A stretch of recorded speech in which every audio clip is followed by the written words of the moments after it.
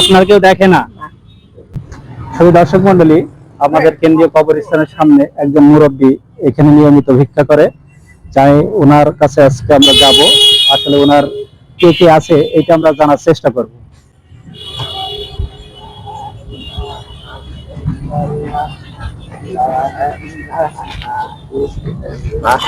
আসসালামু আলাইকুম, ভালো আছেন আপনি?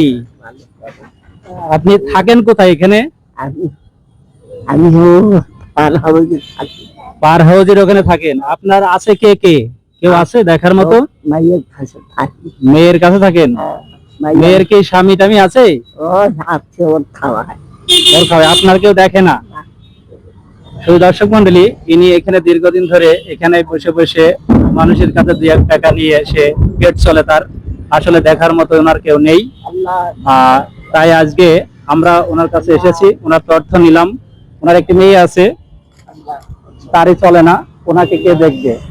তাই আজ আমরা আমাদের পক্ষ থেকে ওনাকে আমরা কিছু জিনিস দেব, সেটা অবশ্যই আপনারা দেখবেন। আমাদের পক্ষ থেকে ওনাকে আমরা একটা শাড়ি গিফট করলাম এবং এক জোড়া ওনার পায়ের স্যান্ডেল এগুলো দিলাম, এবং আমাদের তরফ থেকে যতটুকু পারি মানুষের জন্য আর কি 100 টাকা ওনাকে আমরা দিলাম।